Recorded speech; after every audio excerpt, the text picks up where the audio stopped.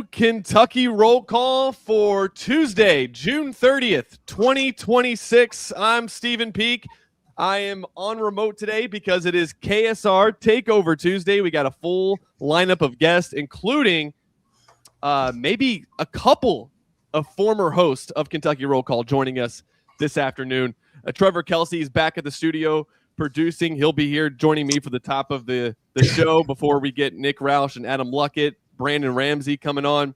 A lot to talk about today. It is Mitch Barnhart's final day, and that also means we might have to get TJ Walker, the sports talker, to come in here and give us his thoughts on Mitch Barnhart's legacy, what it means to Kentucky, maybe some of his shining moments that he had while he was the athletic director for the Kentucky Wildcats. TJ Walker will be joining us at some point in the show. We don't know when. He's a busy guy. He said he will drop in whenever he gets a chance. And hopefully, Trevor, you guys can have a little chat about above ground pools. Are you telling me he's too good to even be on time? Well, is that what you're telling me? Oh yeah, I wanted him right here at the top of the show, but we'll just have to wait. He'll come on a little bit later. Can't he put the open house on hold for like 30 minutes and then come on time? I mean, come on, TJ. It's Mitch Barnhart's final day, TJ. Yes. We got. If there's one thing he's not too good for, it's to celebrate the last day of Mitch Barnhart. Now, Roush, I get. I talked to Roush last night. He's been apparently staying up late and watching 80s and 90s movies with the wife and kids, and was texting me back at like 11:45 last night, which to Roush and normal people is like 5 a.m. So I get, like, I was like, there's no way Roush is going to do the first segment like he usually does with our KRC or KSR takeover. And of course he's not. He's going to be sleeping tonight. But I can't be mad at him. He just watched Fried Green Tomatoes. I mean, what a great 90s movie. So we will have TJ Walker joining us a little bit later, and as I mentioned, Nick Roush, Adam Luckett, the 11 personnel guys, will be joining us as well. We got a lot of Kentucky football stuff to talk about. We're going to talk about last week's big recruiting win that they got over Vince Marrow, the big pup, or what does TJ call him? Little pup takes another L on the recruiting trail to Will Stein and company. Big dog coming for the bite. Don't be taking off Big Clifford now. We will talk about that. We'll talk about we got some TBT breaking news this morning. Kentucky's I guess went ahead and turned themselves in to the NCAA for a small recruiting violation of the Tyron Stokes recruitment. And of course, you didn't even get him. Well, that's why we got hit with the violation. You ever notice that the teams that don't get the big guy are the ones that get caught cheating? Well, yeah. And by the way, how do you commit a recruiting violation in the days of NIL? Like, what could you have done that's so bad that you couldn't? You're allowed to pay him. You know that, right? You don't have to hide the FedEx box this time. Chris Mills' dad is more. You can put his name on the package. Well, did you know what we did? Did you know what Mo Williams did to get the violation? All I saw was our man Coach Ty saying Mo Williams broke a rule, and I'm thinking the guy went to Alabama. What does he know about rules? Well, okay. So but the thing is, he was actually coaching at a college before he got to Kentucky. He should have known the rules, I guess. But he said that he. Wow. Or the violation was that he messaged Tyron Stokes, or I guess tweeted at Tyron Stokes the day of Tyron Stokes' decision. We all saw it, and we thought, well, that's a recruiting violation if he doesn't go to Kentucky. So there was a part of me when that happened, Trevor, I thought, they're going to get Tyron Stokes because he wouldn't be dumb enough to do that. Well, isn't that what Kelvin Sampson got in trouble with Mo Williams 20 years ago? What's that? Isn't that what Kelvin Sampson got fired from IU for like sending out texts/tweets?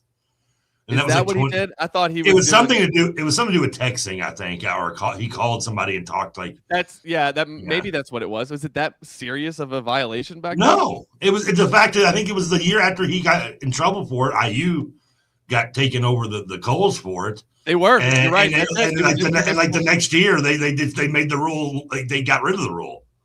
Yeah, Indiana probably should have just held on to him. Indiana and Louisville both just letting go of their guys a little prematurely. I'm assuming that and you've told and Mark Pope has told Mo Williams that just ignore, did not claim your account was hacked, and would take no problem, take take no responsibility in this cheating. Because if there's one thing we have learned now, it's just deny. And even if they have proof, be like, no, that's AI. You're lying to me. It's like the old Chappelle show with R. Kelly. It's like his mom's on the court. It's like, unless I see him holding an ID and two forms of ID and the woman in front of him, I know that's not my Robert. So I mean, yes. that's my Robert. Always peeing on somebody. So if I'm Kentucky, I'm like, no, deny it. Like, this is you denying. Well, they can't really deny it because they did it. Yeah, he said he was hacked. Okay, it's hacked. Okay, that's fine. It was a big deal. Here's the thing. Mo Williams has been a great addition to the staff. Yeah. He's been great. There you go. There's one slip up. Not a big deal, though. We're not losing sleep over that small recruiting violation. If it wasn't for it being the summertime, it being a slow news day, probably don't even talk about it. What is the punishment for this? That's what I'm saying. I don't even know. Don't do that again. Yeah. I mean, are there even recruiting violations anymore? Really? Yeah, so I'm curious. What can you do to consider? I mean, is it the amount of money you give? You don't report it, maybe? I don't know. I guess that's the only thing that's still left is contacting people when you're not supposed to contact them. But we'll talk about it a little bit more with Nick Roush, Adam Luckett. We do have a long list of topics to get to with them, though. We're going to talk about the football event schedule. We're going to talk about what this class is shaping up to be. Is it one of the better classes of the last 10 years? How does it compare to that big class that Mark Stoops brought in 2022? And then the three of us will be headed to SEC Media Days here in just a couple weeks. That's going to be interesting, Trevor. I don't know how we're going to be able to do the show. We're going to figure it out, though, when I'm down. So now it's you and Roush and Luckett doing it? Yes. Doing the trip down there? Oh, now it's in Tampa, you say? It's in Tampa. So I have family in Tampa. Well, are they? Maybe we should have looked into that. We could have stayed with them. Instead, I'm going to be flying Breeze Airlines for the first time. So looking forward to the little Breeze Airlines. Yeah. You really want to get into a plane you've never heard of that goes that high? It was the cheapest. I mean, that's not. I mean, that's not exactly sometimes the best route to do when you're doing. Hey, they've got a good track record. Right? Or they're due. Either way. One of my favorite Steve Buscemi lines from Armageddon is like, we're sitting on a pile of fuel, all made by the lowest bidder. It's true. Yes. Okay, so you watched the 7-5 last night, right? I did. I got off work, went home, did about 2 hours worth of laps in the pool. I'm looking buff. I know you can tell. And this mic is just hiding it, and the camera adds 200 It's starting the show. It is. It's a work in progress. Like I said, it's like taking a mile off the Grand Canyon. It doesn't show right away, but it's there. And I got home, and of course I get out. As soon as I get out of the pool, I got like 37 texts between you and Ty about the soccer match. I'm like, what the hell did I miss? Oh, you missed. Dude, the World Cup was absolute chaos yesterday. I did. So I got home. I watched the rest of the Netherlands match, which was bananas. And then I watched I was like, you know what? It's about 12:30. I shouldn't probably start this, but Peake gave me a good recommendation. He hasn't given me really one yet for television or movie. So let's test the waters. Let's put our toe in and see how it is. So I watched the documentary, the 7-5, and it was excellent. I thought it was really good. I was intrigued to find out that they actually have licensed it for a movie, but they haven't made it yet. It's been apparently Ben Stiller bought the rights, and he was going to direct it back in 2020, but it's still in kind of in flux. Did COVID take it out? I guess. I think even sometimes movies will get bought and they just kind of float around for maybe sometimes a decade before they get made. And that's kind of about because I honestly, as I'm watching it, I was thinking this could be a really good movie. Like the Michael Downs character would be awesome. I don't care. I know he's not the nicest guy, but Adam Perez I fell in love with that guy watching this documentary. If you don't know who he is, he's one of the kingpins that was hired. That guy was awesome. That guy was great. Everything he said just made me laugh. Like I'm watching him. What about when he said, and I'm not trying to spoil it, but he said when they asked him about a guy he was a rival with, and he said, that guy, he doesn't. What do you? No, you don't see him anymore.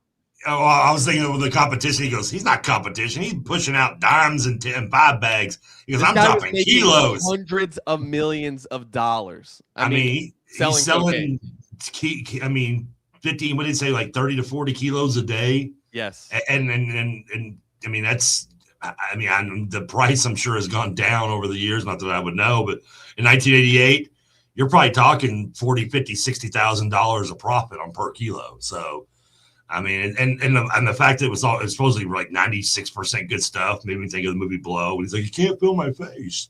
I see it. I know it's there, but I can't feel it. I thought it was, question to you, and this is, again, not to be a spoiler for something, a news story that is 40 years old, but was his partner a rat? Yeah. Okay, because he tried to convince himself he wasn't. He was like, hey, listen, I didn't rat on him. Yeah, even Chicky and the other guy. He said, what did the main character said? He said, I felt like I was a gangster and a cop. And the other guy was more of a cop than a gangster, and he was blurring the lines. He wanted the money, but he didn't want to be a gangster for it. I did love the Perez character when the Michael went to him after the cop had been shot. And he's like, somebody go after Chicky, I get him. They go after Walter, they dead. This dude, I don't know. I don't care. I'm like, this guy is great. Like, I mean, how can you, like, you don't even need to get an actor to play him. Just bring him into the movie. Also, like, they're just showing their faces and doing these. I don't know. It's a great. Well, he did his 8 years. The dealer we're talking. I love it. By the way, he did half the time the cop did, which is probably maybe rightfully so. But he did 8 years and got deported. I guess he was still in the Dominican Republic when they did the interview. Like the guy that did that owned the auto shop or whatever that was doing. Yeah, he wasn't showing his face. Yeah, he wasn't going to show, which I don't know why they gave his name, his address. They're like, here's his social security number. Yeah. But his face, no. It's like, we can't show you. You'll never find him. If the silhouette was like, okay, really? The guy with clearly his giant dreadlocks in the silhouette. Who could that be? Yeah. I mean, either it's that guy or Bob Marley just suddenly came back to life. It's only, like you said, it's only like 90 minutes. It's on YouTube.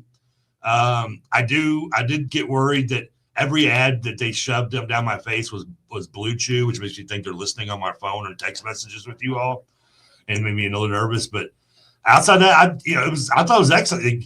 Peake, you are 1 for 1 on your stamp of approval. You have now been rewarded another suggestion, and also I think I realized as I watched it, and I was like, this is how good this was, and how much I was enjoying. Like, thinking to myself, like, if this is like a Peake's alley, he is going to like The Wire. Like, there's no way you cannot. Like, you're going to watch it, and then you're going to text me back and be like, this is the best thing I've discovered since internet porn. Like, how have I been off this bandwagon so long?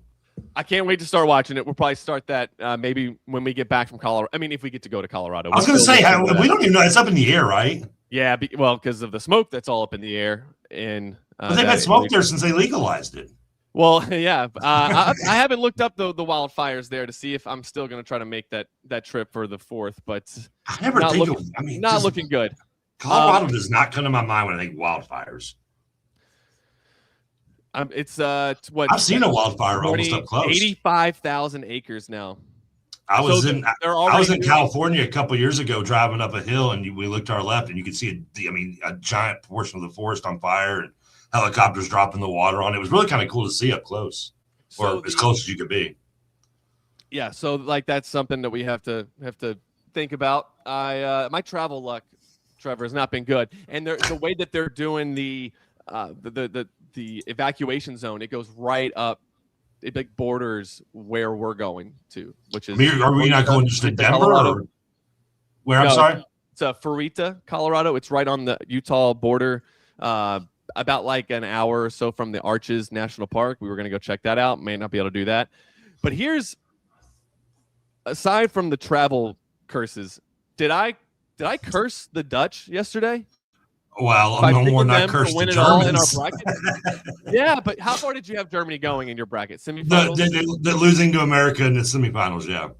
Okay, so I had the Netherlands winning it all, and both of the teams lost yesterday, and both in very dramatic fashion in PKs. Paraguay, the team that the United States beat 4-1 in the opening game of the group stages. It's like we beat Germany. Took down Germany. Yeah, what's that called? The transitive property of wins and losses. Yeah, It's like she slept with so-and-so. It's like I slept with so-and-so. Exactly. It's exactly like that, Trevor. And so, so yes, the United States, who put in a great performance against Paraguay, scored 4 goals, only allowed 1. That same Paraguay team held Germany to just 1 goal and then took them into, well, actually, it was 2 goals. Yeah, took one away. That was a pretty soft call on the foul on the keeper there. So after I finished the 7-5 documentary, I was going to text you because I saw you had your phone on silent. I was like, I'll text him at 3 a.m. Who cares? He's like, he'll see it when he wakes up. But I decided against it. One of my better judgments.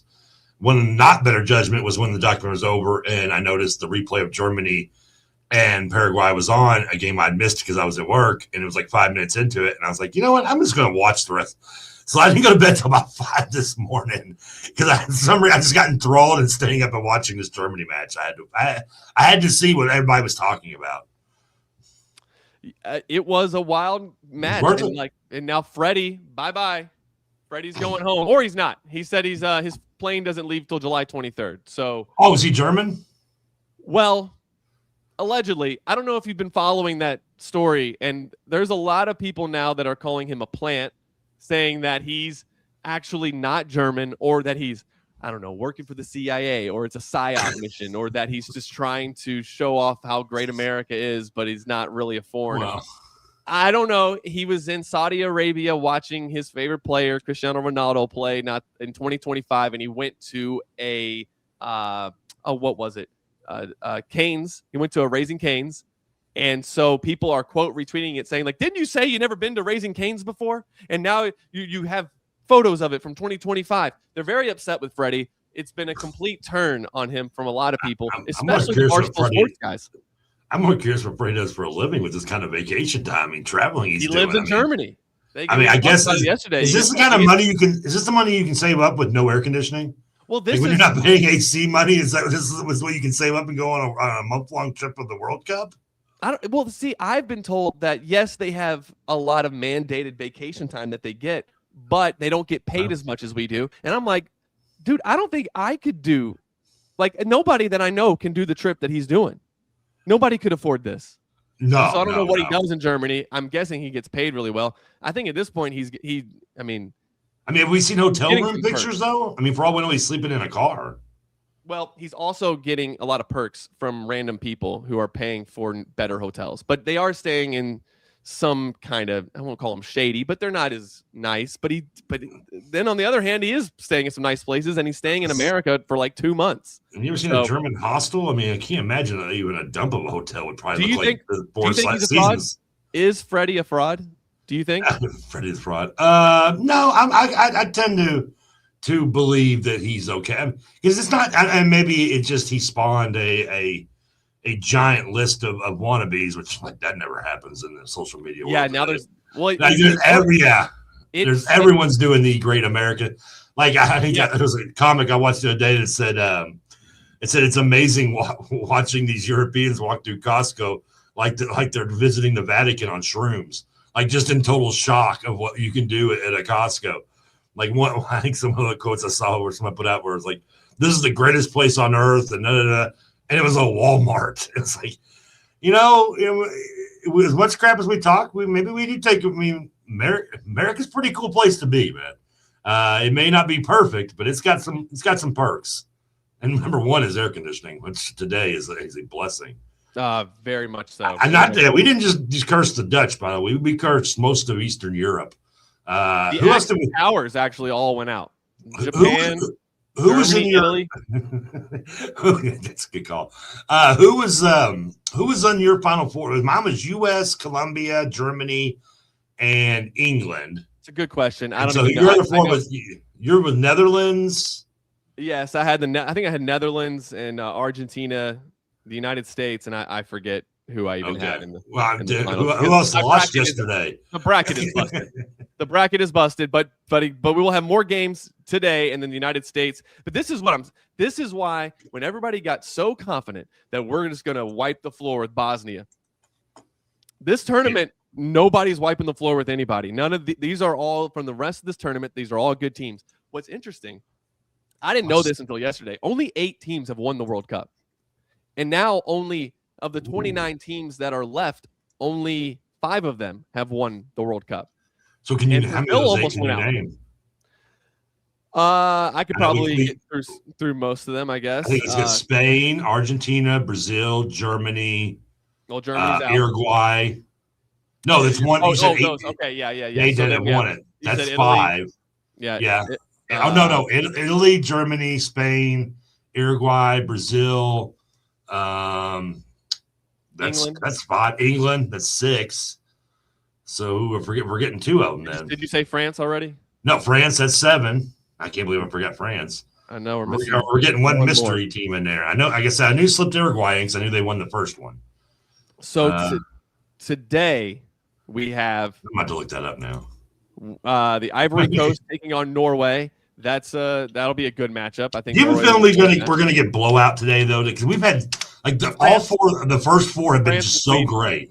France and Sweden could end up being a lopsided game. France is really, really good. I think that's the game with the biggest odds. And then tonight, did you see the Mexico fans trying to keep the Ecuadorian team up all night at the hotel? The Mexico fans went to the hotel, honking their horns, making a bunch of noise, trying to make it to where the Ecuador players would not get a good night's sleep.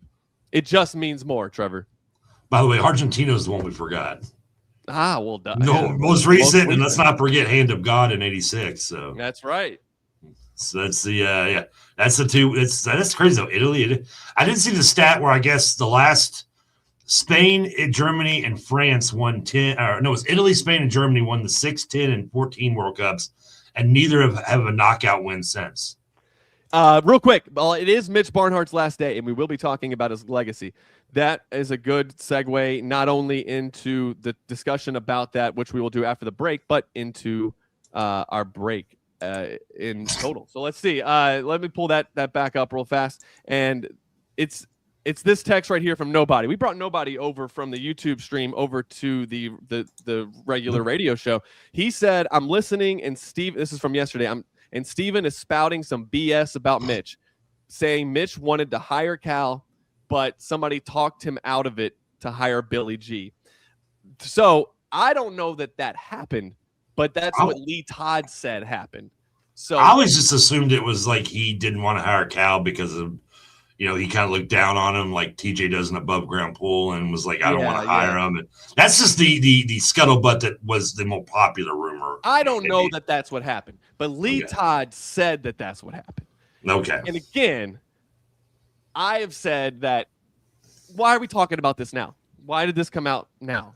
And also, you hired Mitch to make the hire. I don't know. We have Nick Roush. He's joining us. And Adam Luckett, the 11 personnel guys, will join us coming out after the break. And we'll talk a little bit more Kentucky football. We haven't really talked about that enough, Trevor. So we got to talk some Wildcat football. We'll do that when we come back. You're listening to Kentucky Roll Call on Big X Sports Radio.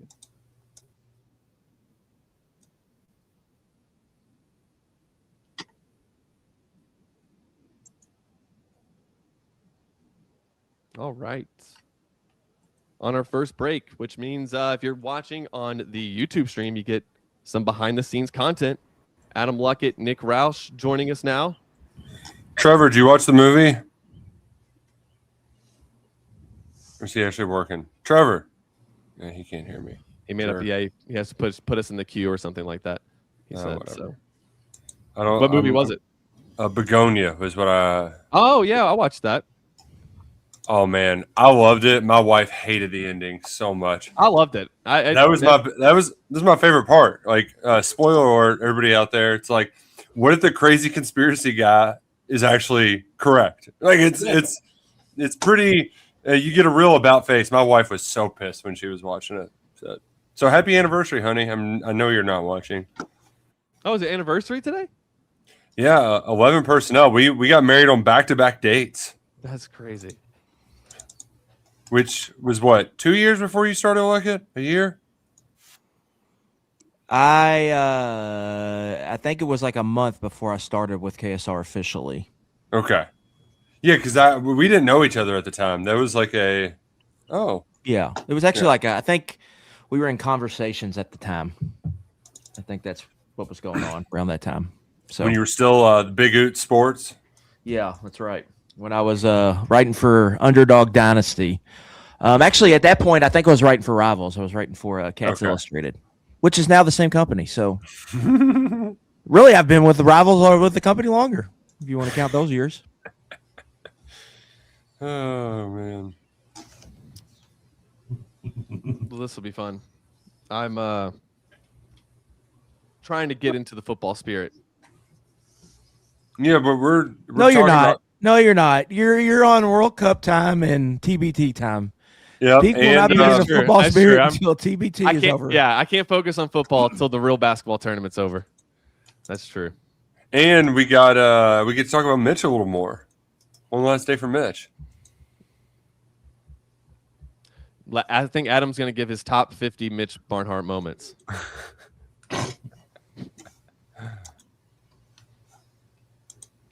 Okay, let's see. If there's anything in the chat. Let's see if there's anything interesting. People are really upset or are really interested in Costa Rica stuff. Why? 'Cause Like, they're worried he's going to go to UCLA. So who cares? Because I mean, like, who cares?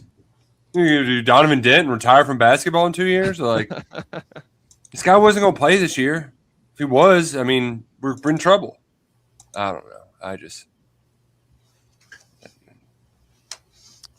love like goes to Trevor. Trevor, we show back you- on?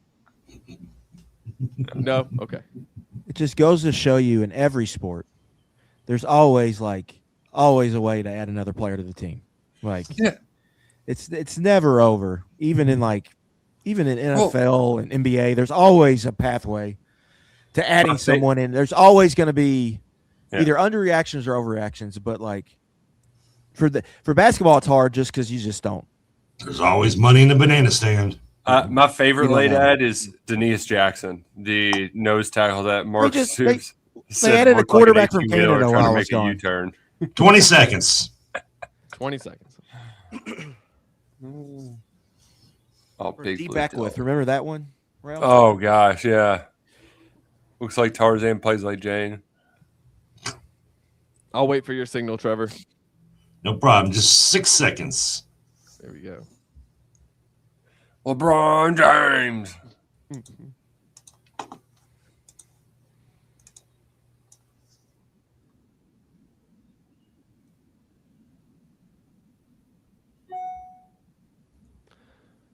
All right, welcome back to Kentucky Roll Call here on Big X Sports Radio.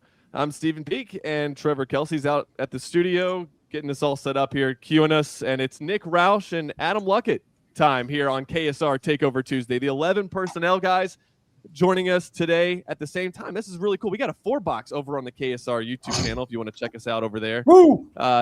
Nick, Adam, how are you guys doing today? You both answer at the same exact time. It'd be good. Good to be on the quad box with you, Mr. P. Thanks for having me. Yeah, Luckett's back from vacation. He's got to be feeling fresh, refreshed, and ready to roll. There's Y'all no got anniversaries coming up? you know the vacations with the kids. You get an assistant, grandparents are there, but there's never really any time to rest. You're always on the run. You're just moving headquarters to a strange place with different stuff. So, yeah, we got that. I got that coming around the corner as well. So I'm looking forward to that. But yeah, I'm glad that we're having a takeover Tuesday on Mitch Barnhart's last day. Man, really, can you believe really. it's here? I'm gonna have to button my top button for the occasion. Which the thing about Mitch Barnhart is he really is like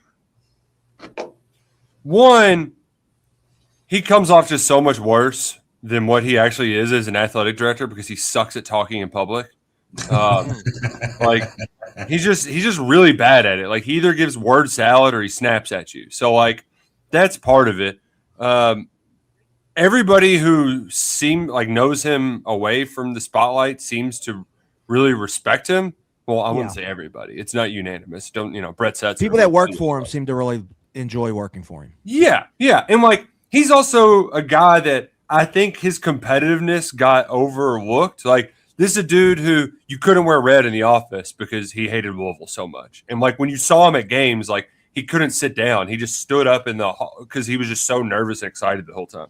And you know what? He elevated every other program on campus to places that they had never been before. Football was the first time in like 40 years in a lot of instances, but baseball, Nick Mingione has every regional championship in school history and the school's only college World Series appearance. Baseball is something that people care about now. We got to send Luckett to Morgantown for a week because people need their coverage, So I commend him for that. However, there's a point that Luckett has made in the past about Mitch that, before he got here, the AD job was like, make sure the basketball team's good. So it's good that he changed that role, that he elevated other sports, but you would give him not a failing grade, but you would give him a really bad grade as a basketball athletic director. One title, and we're going on 30 years with just one national championship. So, but football got better, volleyball got better, a lot of other sports got better. My point is that, like, why did we have to? Is those sports getting better? Did that have anything to do with basketball not meeting the standard? Well, I think. Yeah, I think it's how you view the Cal era, really. It's not Mitch's fault they only won one title during that when they probably should have won, 3 maybe, you could argue. Yeah. At least 2. But also, how do you view him hiring Cal? Because there's a lot of talk about who made that hire.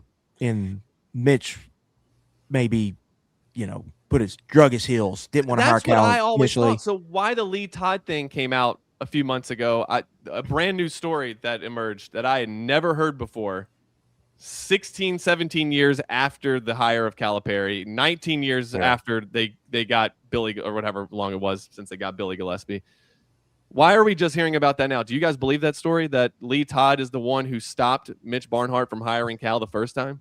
I think he's fallen on the sword for his guy. But why? Like, why would he do that? Who's that for? This is a nice retirement gift, And the other part too is you also got to think about what Mitch did to prolong the Calipari era, because Cal lived long enough to become the villain. He didn't die the hero that Pitino did. All right, what's the longest Final Four drought in school history, Peake? I think are we not living in it? No. That was the first part of Barnhart's 1998 to 2011. 12 years. That was the first part of it. We are now in year 10 without a Final Four. So he's presided over the 2 longest streaks. Yes. So, one could say that Mitch threw out the baby with the bathwater, and part of it was gave Cal bad contracts, didn't let Cal walk when he threatened to go to UCLA.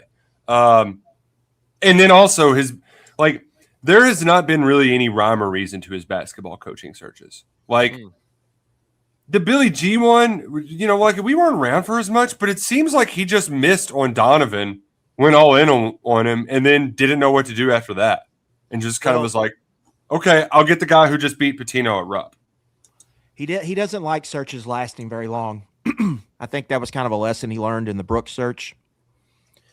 When they hired Brooks, it was just kind of, they got told no by a lot of people pretty much, and he didn't have an answer. So I think after that, he always had like a backup plan ready to go. And if he didn't get a top target, see Scott Drew lead to Mark Pope.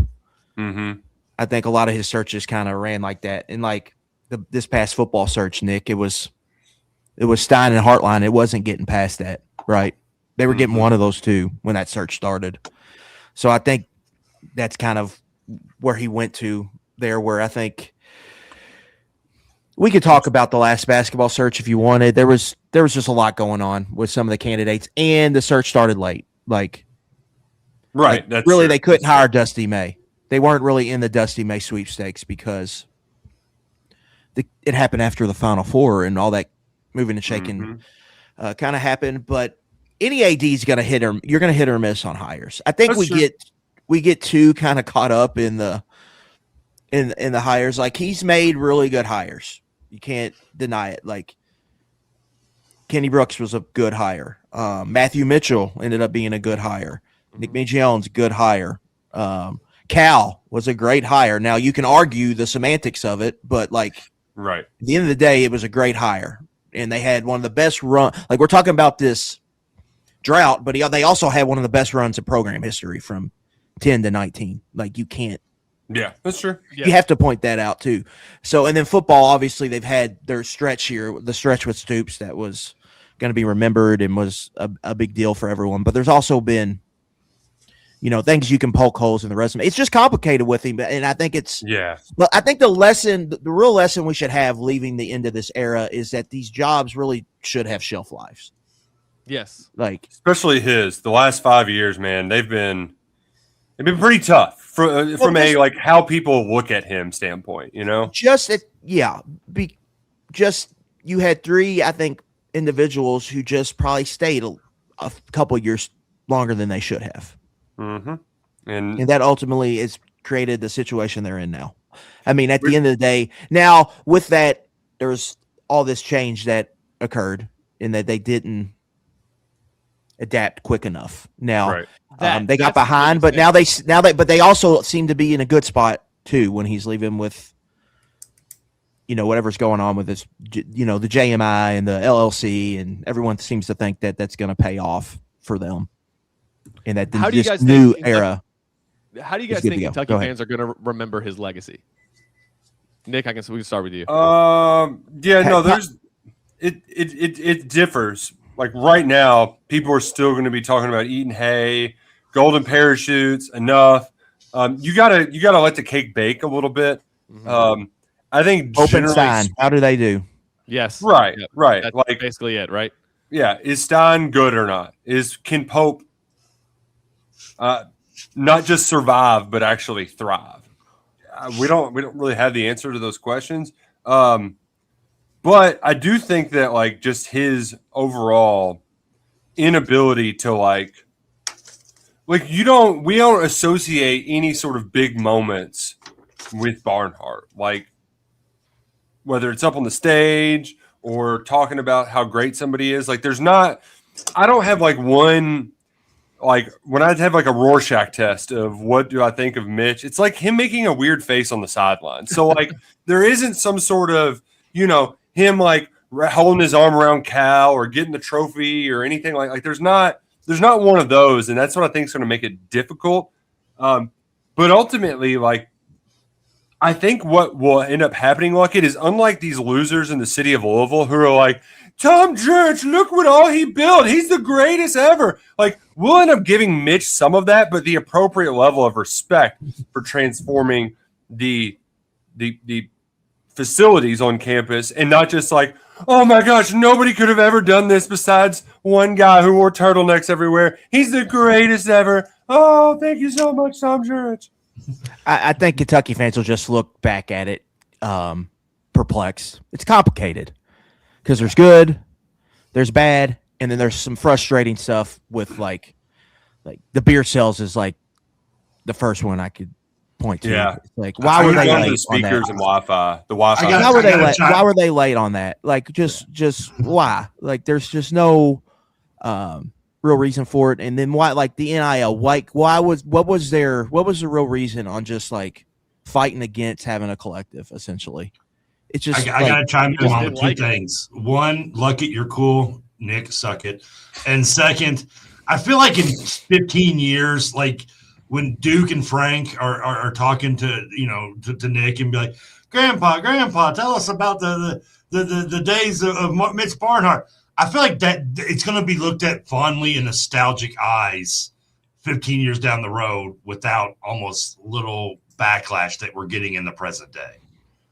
And I think it deserves to be because, CM Newton, that's who Roush is going to probably put on a pedestal in Tom Durst's level. And outside of the falling ass backwards into Rick Pitino, what did he do? No, that was the job back then. It was just be good at basketball. Nothing else matters.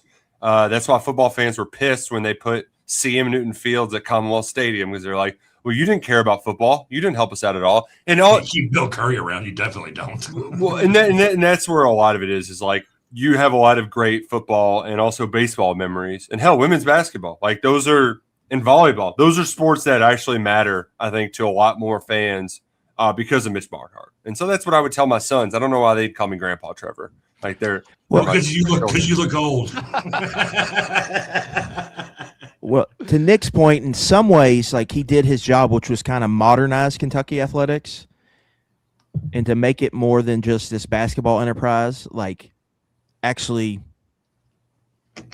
build a legit athletic department, get a lot of the booster influence out when he first started and manage a budget, make it sustainable. He did kind of all of that, but then the game changed, right? And then I don't know if this era is necessarily fitted to his strengths as well as the other era was for Mitch. And then I think that has brought up a lot of frustration here, really, in the last 6 years with the fan base. Just feel like you're falling behind. And then there's not like, there's not the, like with Jurich, you can point to the conference realignment. Like at the end of the day, like that's why he's probably looked at in the light he is basically he got Louisville in the ACC. Plus, that's not really that for Mitch. Bringing the other sports up so much, and what he did with the campus renovations as well, I think helped. Right. Well, there's not really that much. That's not like that for Mitch. It's not like he didn't build a new arena, right? Didn't get any of that done. There's not really something you can point to, and I think for a lot of fans, they just kind of blame him for the baseball stadium. Yeah, baseball. I mean, yes. Commonwealth Stadium used to be looking like a high school. Yeah, Friday Night. Yeah, he did. They got that renovation done, but it was a lot. It took a long time for them to get there, and there was a frustration it took so long. And then a lot of people got upset when they took the name away for Kroger Field and became corporate. So like, it's just you're either there's a line down the middle, and there's pros and cons, and then I think it's a lot of people straddling both lines when you start talking about just like Mitch's tenure. It's just complicated, I think. I don't want to say legacy, but just his run was just it was complicated. He did some good, but there's also some bad there. I mean, you've always got to take the crookeds with the straights. I mean, that's just going to be given. No one's going to be perfect. And for the record, Louisville fans only know it as John L. Smith Field at Commonwealth Stadium. Okay. If I'm gonna get beat up twice at a U of L UK game for that comment, I'm gonna keep using it. South End Josh, he's not 1999 anymore, Trevor. The game day. That's where I got beat up. South End Josh here. Let's go. Happy last day of Mitch Barnhart's reign of terror, boys. We did it. Good riddance, Mitch. Get out of J-Bat's seat, you bum. Let him have it, TJ. That's South End Josh. He has more. Just as I'm reading that, South End Josh here, Mitch handcuffed all his coaches by making them play by the NCAA's archaic rules in hopes that in a year or so they'd have guardrails up and they would be squeaky clean when the NCAA went after everyone who, quote, broke rules in the early NIL days. It destroyed the programs and kept coaches from getting talent. Luckett, you honestly cannot believe that Mitch modernized UK athletics. Our sporting events are a G-rated hootenanny, rip-roaring good time of a sick hop at the Sadie Hawkins dance. Lame. Mitch sucked. Only looked out for he and his buddies. Good riddance. That dance sounds like fun, by the way. I mean, it is like to the point, like to the crux of South End Josh's grievance with the changes in NIL and whatnot. Like he was brought in to make Kentucky follow the rules because they weren't. Like people were worried that this basketball program, it damn near got shut down in '89, right? They weren't on TV for a year, and then a decade later, Claude Bassett and Hal Mummy are cheating in the dumbest ways possible. And they're like, okay, we have to bring in somebody who can button that top button up and get everybody in line. Once it got legal where you could legally pay players, why were we still trying to follow the rules that didn't exist? Because that's who you hired. That's like asking a tiger to not be a tiger. Like the Chris Rock bit. I mean, like that is who Mitch Barnhart is. He is not going to stray from who he is. People don't change overnight. He's not all of a sudden going to go from being Elliot Ness to one of the guys who's running his own organized crime ring. Like that's just not how it works. Like it. Do we not see the irony on Barnhart's last day? We're talking about this on the same day UK announced their violations in basketball team. I mean, there is some irony in there, right? I mean, it was just a tweet. It was a very dumb tweet. Yeah, well, I mean, the typical Mitch Barnhart cheating. I mean, I do get that. I get what you're saying, but at a certain point, like you are in that seat because we feel like you're smart enough to know that things are changing and that we have to adjust along with it. And to his credit, he did towards the end, right? I mean, like they do seem like they have a nice influx of money. Like we got enough, right? Isn't that what he said? We got enough. The other part too with all of this is that he is an administrator by heart. Like that is he is a bureaucrat. Okay. He's on you name a committee in the NCAA, he was on it. Now it's all fundraisers and businessmen, and that's what his successor is going to be. It's just different. Like the skill set changed. Yeah. It's kind of like when Stoops would complain about his job title because it changed. It's like, well, you're getting paid a lot to do it, but I do get that like you're not going to be as good at your job when your job is asking you to do things that you weren't hired to do. Yeah. TJ Walker is he's here in the stream. I might go ahead and bring him on now. I'll fall on the sword. You can buck me down. It's okay. I'll be the martyr in this, so you can do it. Okay. Thank you, Trevor. Trevor. Thank you. God. There you go. TJ Walker, everybody. TJ, it's Mitch Barnhart's final day. You're on mute, so let's just fix that first. He's got a real microphone too. Oh man, I'm gonna have to get my top button for it too. Hey, I'm all buttoned up for Mitch's last day. Hey guys, it's all the way up to it. Hello, everybody. Actually, this shirt was a little underwhelming for the goof, but Roush, I saw how dorky you looked. I thought you were doing a bit. I wanted to play along with you, but actually, I think you're just dressed pretty normally. No. It was the best. It's actually like way too hot to have it buttoned up all the way. I need to go full all the way unbuttoned, toasty. Well, we need to do the Goodbye Toby song at some point today. I don't know. I've been singing that all day in my head. Yes. Yeah, I was able to listen to you all the last 5 or 10 minutes or so. I thought it was good conversation, and as you have to say, unfortunately, yes, he did plenty of good. But if you're in this position for as long as you are, obviously you're going to be doing some good. At the end of the day, I'm so happy for a new direction for UK athletics, and I like the hire. A one letter first name, we'll roll with it. I'm a 2-letter first name kind of guy, but 1 letter. 5-minute abs. Well, why don't you just do 4-minute abs? Anyways, it's going to be good stuff, I think, for the future UK athletics and this new era of college athletics, which is so fundraiser driven, and potentially Mitch had hit his dead end there.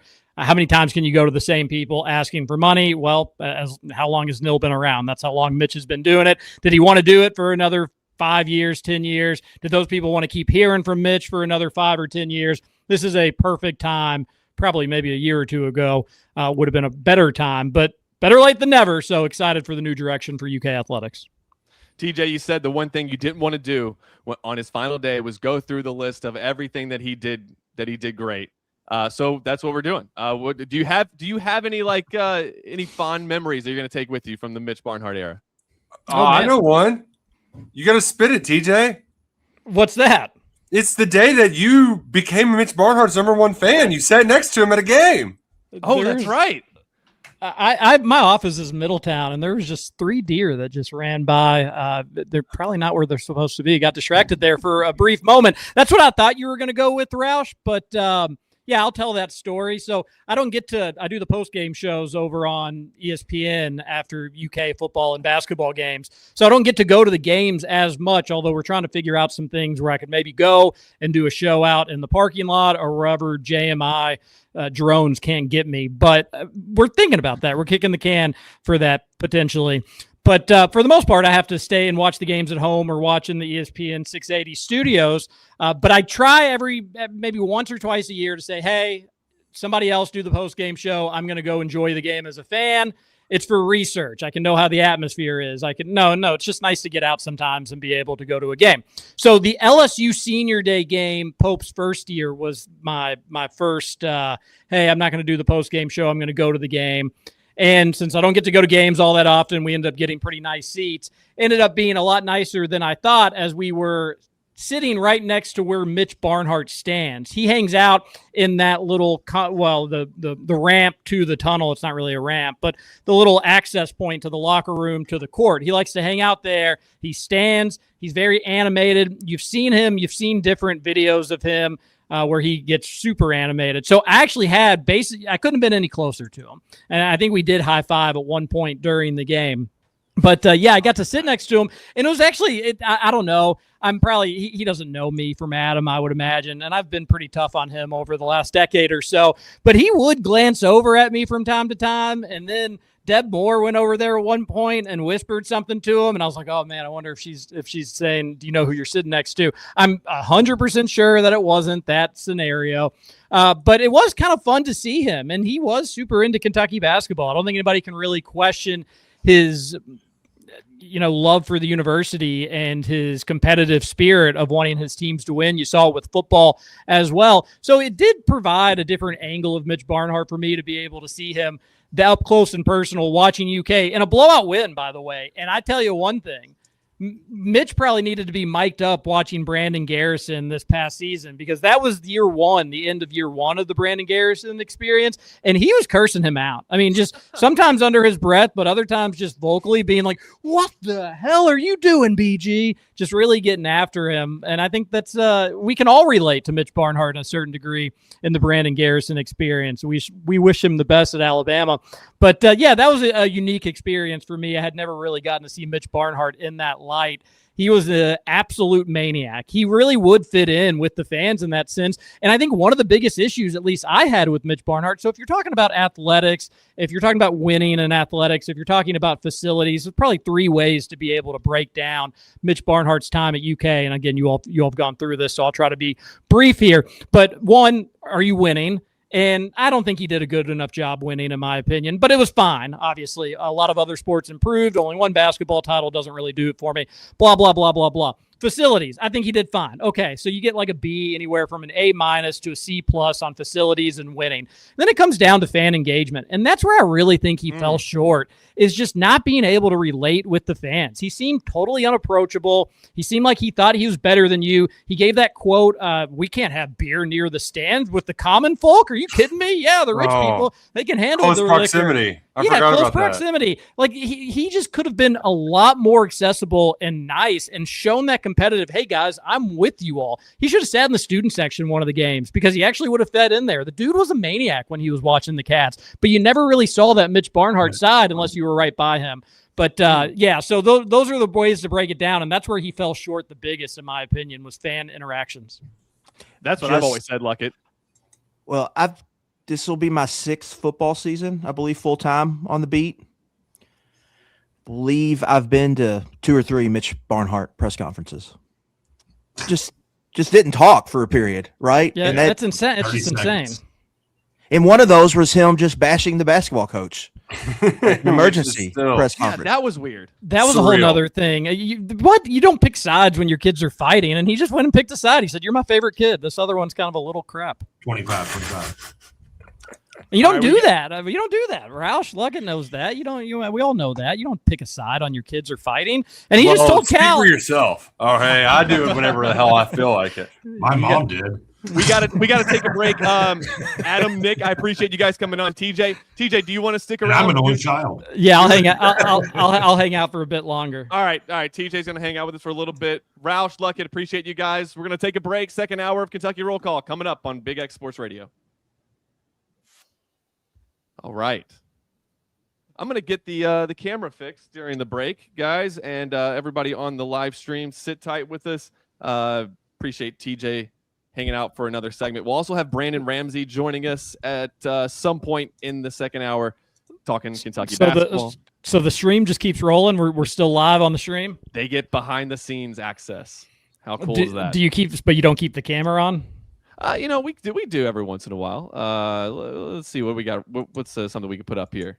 There we go. Oh no, we don't have to. A commercial break would be cool. Whatever. I just didn't know what the procedure was. I've been so out of the game for so long. How's everybody doing? Doing good. You got Trevor Kelsey back producing. I think it's time to bring TJ back. TJ. Summer break. That was really fun getting to talk with you all just briefly. And Trevor, we didn't even get to do our basic shenanigans. So shenanigans. Isn't that place? Just the whip of the next guy that says shenanigans.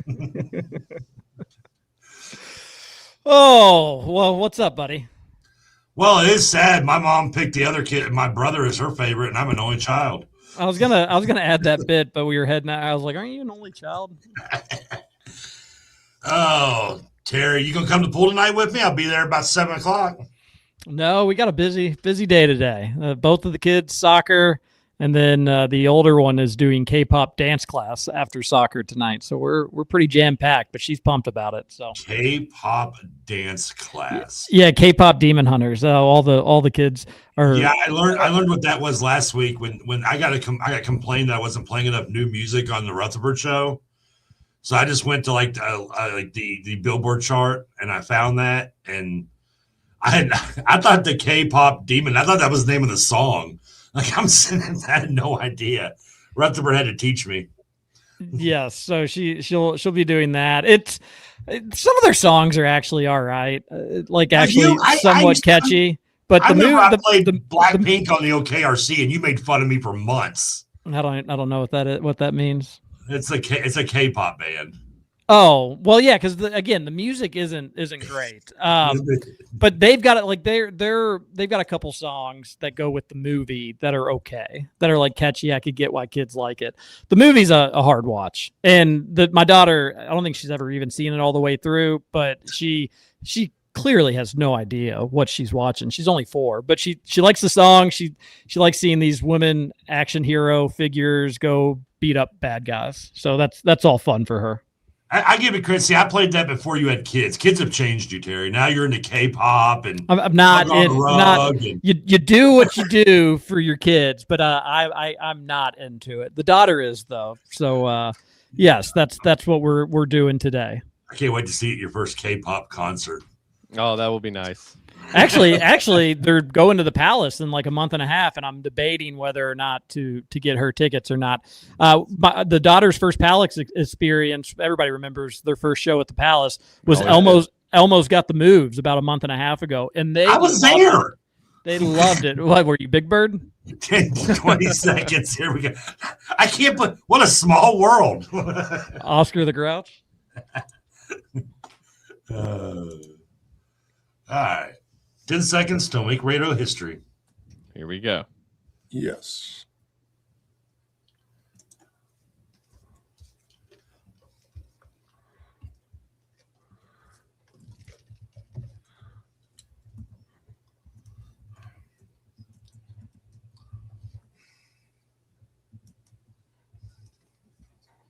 Call. I think we ain't doing it. You personally. I think we ain't doing it. With Walker and Peake. Welcome back. Second hour of Kentucky Roll Call here on Big X Sports Radio. I'm Stephen Peake. Trevor Kelsey at the studio producing. It is KSR Takeover Tuesday. That means we've got a full line of guests, including Brandon Ramsey, who's joining us in the second hour. But also TJ Walker joins us again for the second hour. Always love when we can have TJ on. This is Walker. TJ Walker's name is still in the intros, so it's still TJ's show. TJ, it's a big day for the Kentucky Athletics. Bigger day for TJ Walker, though. It's. I'd like to add, we all have 4 different mics in front of us. Have you noticed that? Each one of us have a different microphone. I mean, if you can see TJ, who apparently doesn't want to look at the camera, he's just like sitting to the side shot over here, like he's taking a mug shot. You can join us over on the KSR YouTube channel to see what Trevor Kelsey's talking about. TJ, we left off in the last segment. You were talking about all the good things Mitch Barnhart has done for this program and the university. I just want to pick it up from there and just continue the good vibes.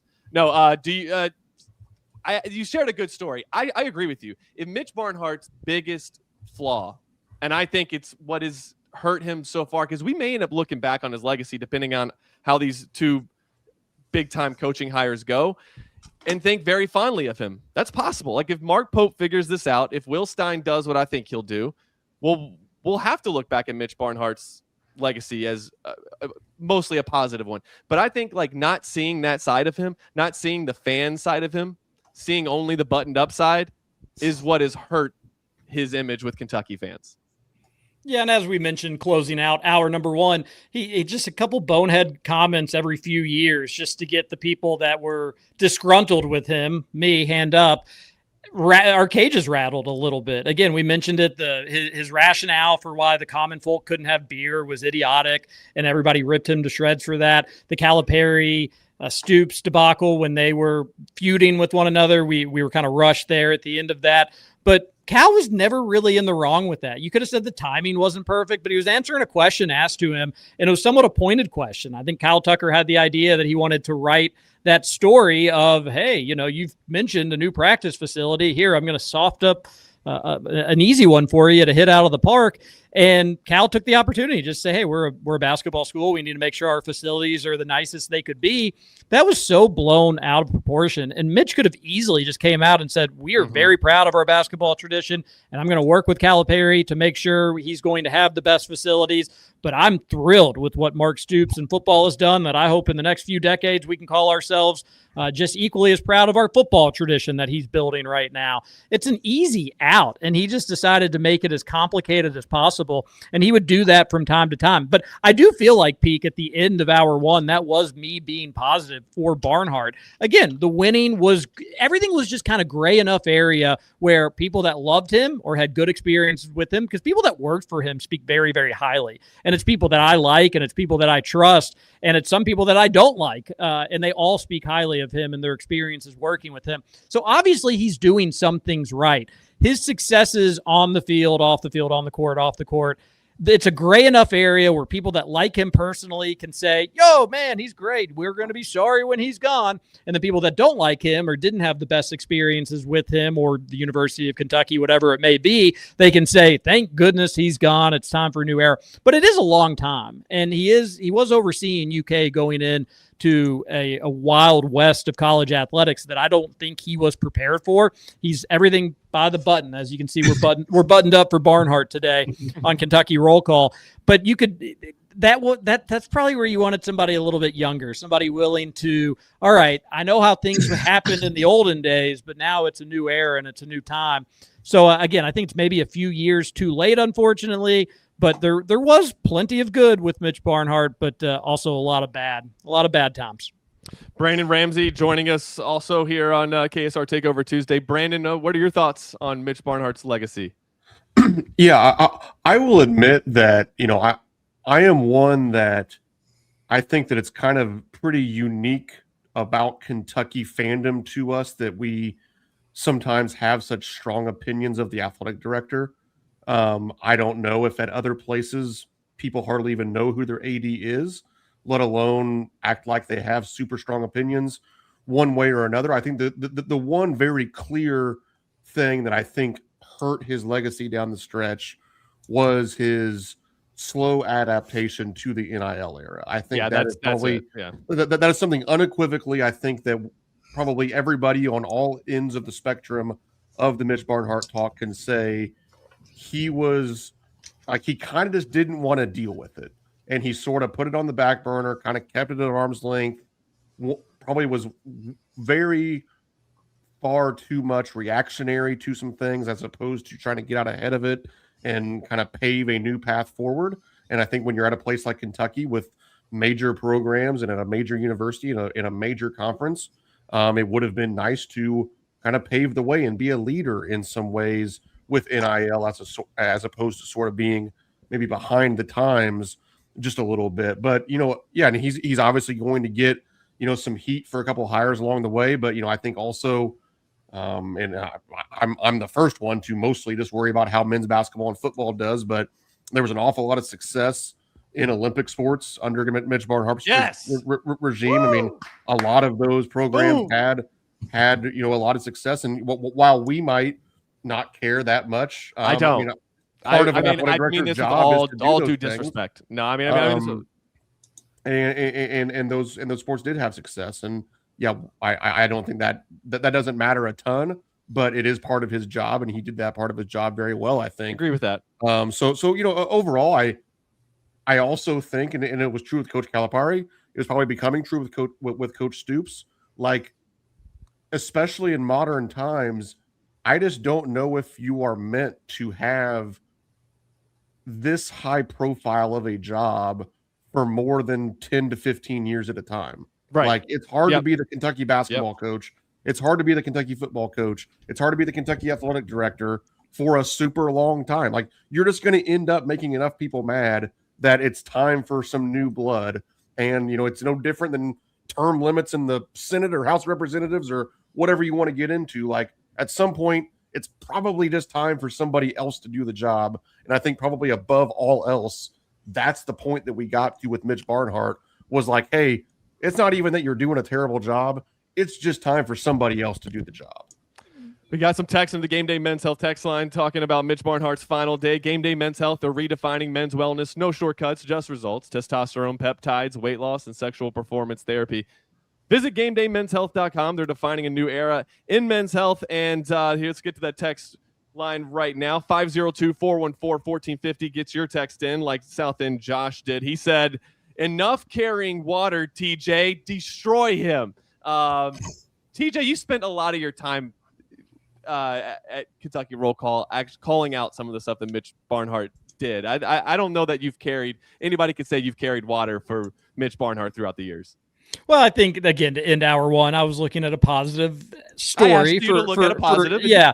Going to what Brandon said and then kind of tying all this together, though, should an athletic director's job in 2026 be to make sure that every athletic program yes, from a sentiment standpoint, you can't just punt on one and say, you know what, we don't care if women's soccer is bad, which that's probably been his least successful sport during his time. Maybe he doesn't care if they're bad. Maybe it was the perfect example then. Wow, look at that.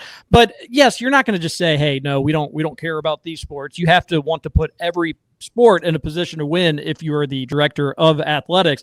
But at the end of the day, I mean, it starts with football. If you talk about just needing the money to be there for everything else, look at IU. Who would have thought that IU a few years ago would have their football program basically giving kickback to the rest of the university and especially helping out basketball? Maybe not directly where the football program's giving them money. No, they're spending it themselves, but it's bringing donors into the program, feeling good, saying, you know what, we're having so much fun with football. Let's give even a little bit more money to basketball.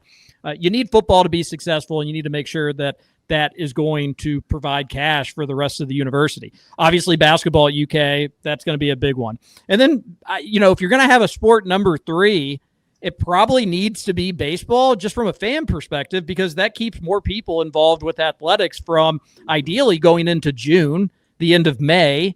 And so that way you're talking about when football starts in August, when things really heat up, you've got your fan base captured from August to ideally June, where they're buying products, they're going to games, they're spending merchandise, things are doing well. And just baseball has gotten better over the last decade. And I give him credit for the Nick Mingione hire. I don't know if you've talked about the John Hale list of his worst hires and his best hires, but we have not gotten to that yet.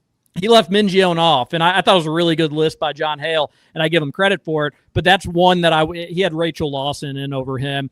I would have put Mingione in over Lawson because I just think it's important to get a baseball program that can have some success, that you can go to Omaha. And to Mitch Barnhart's credit, he's been able to do that. But those 3 sports, probably in that order, have to be your top priority. And yes, it is important to care about the other sports. You don't want somebody to feel like they're the little guy on campus. But I do wonder if Mitch Barnhart's time at some points during his era, his tenure in Lexington, I wonder if he was just distracted by some of the Olympic sports that weren't bringing in revenue and allowing football to flounder and allowing baseball to suffer, because that was a mistake. I mean, for football to be as down as it was during his time at Kentucky, and yes, he did hire the guy that would go on to be get the most wins in program history. So you do at least have to acknowledge that, but it hasn't been good enough. And I think every Kentucky football fan would say the same. And then you can make the same case with basketball. Brandon won championship. They're hard to win, but he's been here for in between 2 and 3 decades. You just have to have more than one at Kentucky. You just do. And he had plenty of chances. And I'll let Brandon, I'll let you take this, but if he spread out some of those Final Fours, if Cal had spread out some of the Final Fours, or if you have everything you need to go to a championship in 2019, but you don't do it. The COVID hurts you in 2020. In 2022, you have everything you need to go to a Final Four, but you lose to St. Peter's. So some of this is on Calipari and just guys missing shots. Like, they were very close to not just getting more Final Fours, but more national championships. Cal should probably have at least 2 titles at Kentucky. He had the best team in college basketball 3 of his years there and made a Final Four with 2 of them. That's pretty good. But Brandon, I mean, what do you think about that? As TJ said, it's hard to win a national championship in basketball. But how much of that do we have to blame on Mitch Barnhart? And is it the facilities? Was it not moving on from Cal? Was it the contracts? What was it? Yeah, I mean, I completely could be wrong about this. I have a hard time blaming Mitch Barnhart for the fact that you win 1 basketball championship from 2010 to 2014 under Cal. And I'm not really blaming Cal for it either. It's just really hard to win national basketball championships. And yes, you probably knocked on the door enough. You had enough talent. Do you want to, in retrospect, say you should have won a second one? I can get behind that. I'm not going to argue that.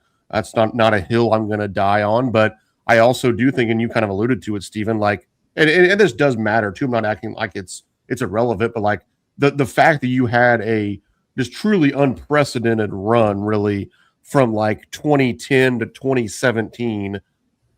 If you could have just moved one of those Final Fours to 2019 or to 2022 or whatever it might be, I really do think you feel entirely differently about the end of the Calipari era than you do otherwise. And again, all that stuff played out in real life. So it's not, I'm not trying to, revisionist history, all of this. I just think that, again, there was a bunch of people at Kentucky kind of at the same time that had done their jobs for a really long time.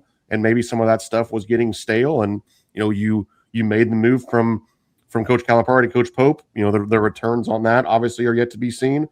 The move has now been made from Coach Stoops to Coach Will Stein. Obviously, the returns on that have yet to be seen. And now the last domino to fall, so to speak, is the athletic director. And I think it was probably, like I said, it was time probably for all 3 of those figureheads of the institution to change. And now we're going to be entering into an academic year where that will be true. There will be 3 new quote unquote figureheads of the university. And I think that probably is a good thing going forward for the university, again, regardless of how you felt each of their individual tenures truly ended up. A couple things, and Brandon, you're right, and it should be noted. Mitch Barnhart himself is not to be blamed because Kentucky went 4-34 against West Virginia in 2010, or they just couldn't score against UConn in 2011, or they ran out of gas against UConn in 2014, and then, of course, 2015. That's not Mitch Barnhart's fault. However, a couple areas where you can attribute him to the one national championship is what happened at the end of the Tubby era. Tubby said he didn't really feel supported. That being said, Mitch Barnhart had a meeting with him and said, you're going to have to fire some coaches. Could that have been handled differently? Maybe Mitch handled it perfectly. He did hire Billy Gillespie, and he is totally to be blamed for that hire and the waste of 2 seasons at UK. Now, that led to Calipari. That being said, he should have hired Calipari the first time around. Everything happens for a reason. So, again, I'm not blaming him for specific games, but that's all. You mentioned, I think, 2010, 2015 through 2015. Kentucky and John Calipari should have had more national championships during Derrick that run. Rose should have been a cat. But I will say, for the way things, John Calipari is a Hall of Fame head coach. Nobody in the country has, over the last decade, 2 decades, 3 decades, been able to get better talent than him. And you allowed that relationship to stale. I mean, there should have been statues of Cal. He should have been like Roy Williams at UNC or Coach K at Duke. That's how it should have ended for Cal at Kentucky. Now, it's not Mitch Barnhart's fault they lost to St. Peter's or they lost to Oakland, but it is his fault for having a weird relationship with your Hall of Fame head coach. And that's not to say John Calipari couldn't have been blamed for maybe he was being a bit of a stinker in this area, or maybe he wasn't calling Mitch Barnhart back. But you're the athletic director. You need to be the adult in the room, and you need to find a way to smooth things over. So he is, in my opinion, totally to be blamed, or not totally, but he deserves a large chunk of the blame, I should say, for the way things ended in the John Calipari era. It's pretty embarrassing. I mean, we may look back at that and be pretty embarrassed with the way it all shook out. Obviously, the losses were pathetic, but just kind of a bummer of a way to end what at one point just seemed like one of the best relationship and marriages in sports. So I know we've talked about this before. Maybe it's we've kind of beat a dead horse about it, but since it's his last day, I mean, do we think that he got along with Calipari? I mean, I feel like it's an appropriate time to talk about it again. I just don't think that Mitch Barnhart and Cal ever really saw eye to eye. No, I think that, that there obviously were different periods where the relationship was better than others, but I think that, the way that it ended, certainly I think that probably was maybe always the trajectory that relationship was going to take at some point. And it was just a matter of like, if we talk about it even within individual seasons, how winning cures everything. Like, well, hey, when you're kind of at the mountaintop and you're turning over Final Fours and SEC championships, #1 seeds, competing for titles, I think everybody kind of gets on board and we're all rowing in the same direction. Then pretty quickly, as the basketball games stopped, being won as easily, and you have a couple early exits, and they're just everybody's a little bit more on edge. Like, I think that these are two pretty different individuals, personality-wise, in Mitch Barnhart and John Calipari, and it was probably always, going to be a little bit contentious as soon as things weren't going perfectly. And obviously, year over year, they stopped going as well, and it continued, down a path to where things were pretty ugly at the end, and that boiled over with the ugly relationship between the two of them. And I think that the relationship was probably never as good as it might have even seemed publicly. I think they just kind of decided to tolerate each other. Like, hey, everything's going well. Why would we be mad at? Like, there's nothing for us to be mad about to each other. And then once there was some points of contention, then it pretty quickly boiled over. That's kind of the way I see it from the outside. Yep. And TJ, I know you got to get going here in a few minutes. Just haven't had you on here in a long time. So how do you feel about the roster Mark Pope has put together here for year 3? You excited about it? Yeah, not to spill the beans, I was reading Jack Pilgrim's insider notes. I felt it may as well be mid-December, mid-January, hearing that 3 players are hurt and not participating right now. So we're really in full swing. No, it was a good report. I think the roster is solid. I wish that they were a little bit better in some areas, but I wish we were talking about a bona fide top 5, top 10 roster instead of top 15, top 20, but that's being nitpicky. And if you don't get Milan, then it's a borderline top 25 team. So I will give the staff a tip of the cap for the way they close. This can be a team that, if it all clicks and they're as connected as they say that they are, and all the best case scenarios all win out, it could be a Final Four team, and that's good. UK fans need at least to have the optimism that it could be. I think it's probably closer to a Sweet 16, Elite 8 roster than a Final Four roster, but you get to the second weekend of the NCAA tournament, you never know what can happen. So I like the pieces. I think McBride's going to be a player, so it was good to see Jack kind of raving on him a little bit. He's very versatile. I like it, and I'm going to be really, really curious to see the step that Malachi Marino makes, because if he is as good as Mark Pope was suggesting, then Kentucky could be really good. I struggle with the hyperbole going on with Mark Pope. Which ones? Throw a couple. The Julius Randle comp with Justin McBride. Yeah, I just didn't get that one. Comp. Brandon, I'll let you. Again, like maybe an NBA Julius Randle, because Justin McBride's going to shoot threes. Exactly. Threes, threes like 2 or 3 feet away from the basket. And he's certainly not the bully in the paint. Now, he's not going to get pushed around either. But Julius Randle was just like a vacuum. You got it into him. He'd have 3 or 4 guys on him, and he was either going to get fouled or just scored. That is not Justin McBride at all. I didn't understand that comparison. No, I don't think it's a great one. And as somebody who, generally I hate all player comps anyway. This is probably one of mine. Steven probably knows where I'm going with this. Like, I'm famous for just saying like, hey, like coaches just sometimes they just say stuff like, we as Kentucky fans, like we love to, take all this in, and it's part of it. Like it's June 30th. We are hanging on every word at this point, but like he said that, like he might've even walked out and said like, why did I compare him to Julius Randle? Like there's a real chance that happened. And like, so like, that's one I kind of just like take it. I keep reading. Like coaches say stupid stuff. Sometimes they say stuff they don't even mean. Maybe he said it to try to pump him up or to get him to play a certain way in practice. Like I'm so far beyond like reading into what coaches say at this point in my life that I Yeah, kind of I mean, read it- it and it keep moving on. It just kind of comes off as the whole like Ferrari comment. Yeah, again. right. No, I understand it from that standpoint. That it's like, okay, do we have to compare him to like a bona fide? Which I'm fine. star Like in the NBA? that's okay if he wants to do it, and he might have his reasons. Like you said, Brandon, it might be a boost in confidence kind of thing. I just mean I'm just not reading into that stuff anymore. Right. I'm just not going to take those comparisons and go, wow, he must. Who was it? Was it Alex Wilkins or Zoom Diallo that he compared to SGA? Like, okay, well, for what it's worth, I can at least see the comparison there, like a wiry guard that doesn't do it by speed or strength, but just picks his spots and is a good finisher. Trevor. So I can at least understand. I can at least understand that Julius Randle and McBride just don't even play all that there's similar. different players. A better comparison, I would say, is like a crossover between an Andrew Carr, Terrence Jones, Andrew Carr, Mo Diabate. Like a better Ansley Almanor. Yeah, like Ansley Almanor, if you just if he could be really, really, really good, that's probably a better way to put it, Stephen Peake. But the Wilkins one, I can at least see the vision there. It was just he was off with Julius Randle. That's okay, and Brandon Ramsey's exactly right. These coaches aren't perfect, and sometimes they misspeak as well. Wasn't that the shot clock round? All right, he had a bad shot. We all have them.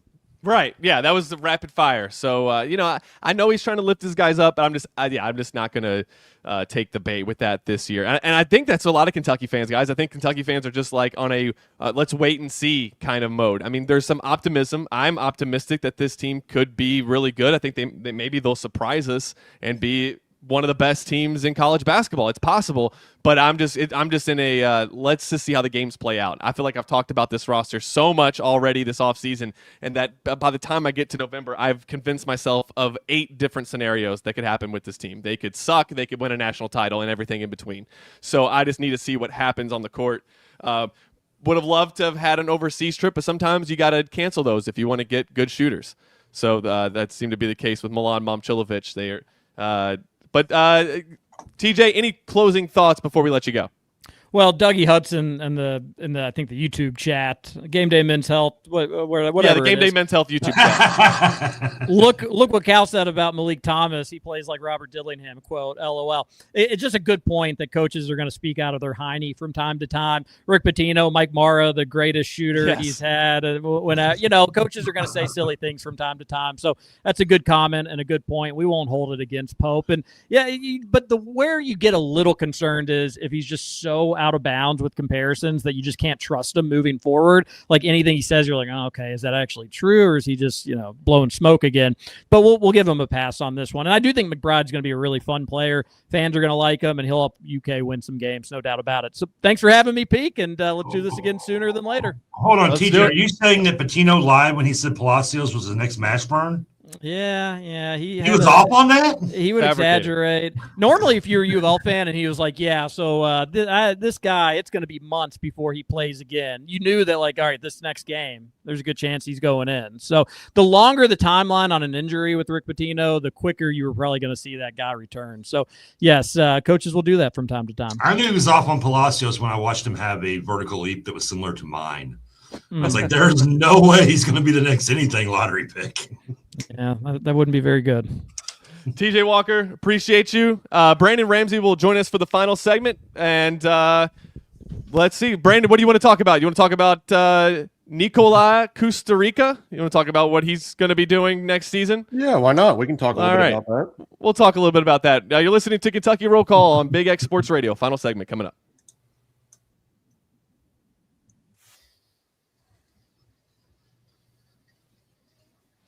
All right. Final segment. Let's get the layout changed up here. I only have the 2 okay. Trevor, you'll still be, I'm going to keep you in this, but it'll be it's going to be audio only, looks like.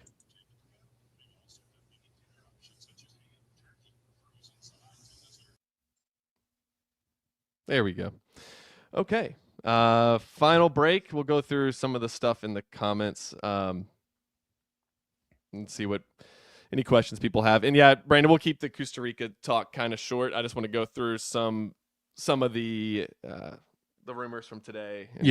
UCLA and all that, and why the hell would you willingly play for Mick Cronin? But I hate on Mick Cronin all the time because of his tie to Murray State and what Murray State fans said about him. So I'm sure like he's not a jerk all the time, but Just most of the time. Brandon, you've been watching any of this World Cup stuff? Very little. I am more interested now that like you win and you move on. I just, that's the American in me. I think that I like a good old tournament. Yes. And we're now into that part. But let's see. Does USA play tomorrow night? They play tomorrow at 8. And are we supposed to win that? We are, but I don't know if you've been paying attention, but the underdogs are they're hot. It's their tournament right now, and we almost had all upsets yesterday. So the only thing, it's the same thing with the NCAA tournament. When there's an upset, it kind of stinks because like you pull for the upsets, but then you don't get France and Germany in the next round, which I thought was going to be like the most, like it's going to be the biggest game of the round of 16, and now you don't get that. But hey, if Paraguay wants to keep going on a run and take down France and make this path to the semis easier for the U.S., I'm for that. We beat Paraguay, right? We did. We beat them 4-1. Oh, we kicked our ass. Yeah, and Germany couldn't figure out how to break through against them. So, I was saying yesterday, this tournament freaking rocks. Like when the last game of the night got into PKs on a stoppage time goal from Morocco, I was like, this is awesome. Like this is just really good stuff. Because I was kind of struggling to get into it during the group stage because I felt like the group stage has been watered down with all the extra teams, and for 8 groups, 3 teams from the group go, so 3 of the 4 teams. But now that you're, like you said, Brandon, you got to this bracket in the knockout rounds, I'm like, all right, this is fun, but not as fun as TBT. Yeah, right. Kerr Kriisa. Woo! 30 seconds. Bringing Kerr back. That probably increases our likelihood of a fight. That's why we watch TBT though.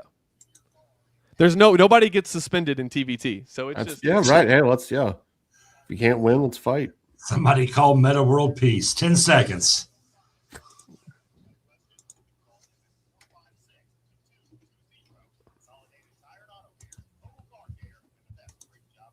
Oh yeah, people can see me. I forgot.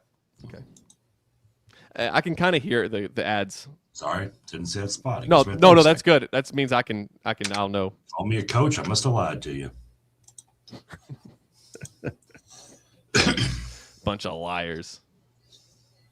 Brandon, you're too young to be so cynical about coaches speak. I was like 38 or 40 by the time I just quit listening to them. Yeah, well too young for that. Once you've been one of them, you kind of become even more cynical of them. Real recognize real. I promise. Got some Kerr Kriisa comments in the chat. Welcome back. Final segment of Kentucky Roll Call here on Big X Sports Radio, KSR Takeover Tuesday. I'm Stephen Peake. Trevor Kelsey back at the station getting us on the air, and Brandon Ramsey rejoins us for the final segment. Brandon, we were talking in the break about TBT, and we got some big news. Kerr Kriisa will join La Familia this time around. I'm excited for that. We won't spend a lot of time talking TBT, Brandon. I'm sorry. I know it's not your favorite thing. It is my favorite thing. It's right up there. I think the World Cup and TBT, I kind of go back and forth on which one's more prestigious. But I'm really excited for it, and I'm excited that Kerr Kriisa is going to be a Wildcat again. And we get to watch him maybe play more games for La Familia than he did for Kentucky. Yeah, let's see. That probably could almost be the case. I mean, if Kentucky makes a run here and wins this whole thing, he might be able to break his games played in Lexington record. We would see. But one of the things I mentioned during the break, he went down during the Gonzaga game. That was pretty early. So yeah.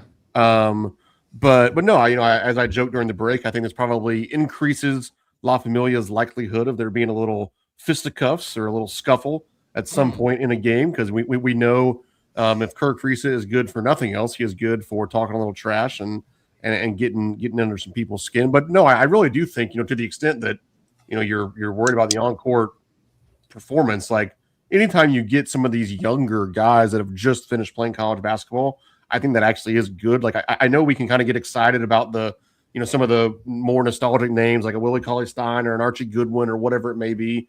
Like especially at this point, like a lot But of if times, you want to win, yeah, like guys like Kirk Kriisa probably are better to help you win the games than some of the guys that have maybe toiled around overseas, aren't playing at a super high level, are 30, 31, 32 years old at this point. Like I think Kirk Kriisa probably helps you win the games as much or more than some of the maybe more exciting names on this roster. Absolutely. Nate Sestina was the best player a couple years ago, and if he didn't have to go to a wedding, La Familia probably cuts down some nets, and we hang another banner in Rupp Arena. Woo!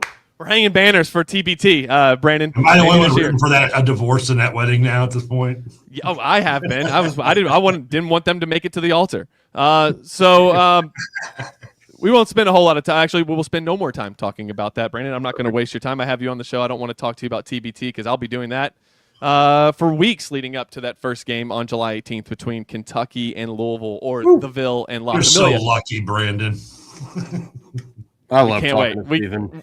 We can't wait. All right, here's the news of the day, I guess, outside of Mitch Barnhart, outside of some small recruiting violations. It is that Nicola Costa Rica, we won't get that in Rupp Arena this year, it sounds like. Is he really going to go play for Mick Cronin? Why would you choose? I just don't get it. I said the same thing last year with Donovan Dent. What are y'all doing? You're willingly deciding to play for Mick Cronin. That doesn't make any sense to me, Brandon. Yeah, it's an interesting decision. I think that, for all kind of the fun-loving, goofy nature of Coach Pope at times, I think maybe the polar opposite of that, both on the height spectrum and the personality spectrum, would be Coach Mick Cronin. He is kind of a certified curmudgeon, I think it would be fair to say. But I do think that there is some interesting nuance to this decision that makes it different than, and this isn't meant to be like, blue color glasses. Oh, we didn't want him anyway. I think there's just some truth to what I'm about to say, that the uniqueness of NIL, him being only 17 years old, visas and a bunch of stuff that we don't need to get into on the radio that have to do with government and all these different things, like that it was going to be very difficult, or you were going to have to get very creative in order to truly lock him in for 2 years. And I think Kentucky and some other places were trying to really kind of backload his contracts and defer a bunch of this money until after his 18th birthday, when you can contractually and legally really bind him to some of these contracts. Otherwise, he has a very legal and real out to really anything that he signs at this point. The minute that he turns 18, he can kind of just say, hey, you know what? Burn all those papers. Let's start anew. And I think that UCLA was much more willing to kind of play the game a little bit, give him some more of those freedoms, whereas Kentucky and some other places kind of wanted to maybe close up those loopholes, so to speak. And I think that ended up being the difference, where Kentucky was simply not willing to float all of this money to a 17-year-old player who may or may not play a huge role in year one, and then would be able to just walk away without ever getting him in year two. Like, honestly, I think this is the best of both worlds.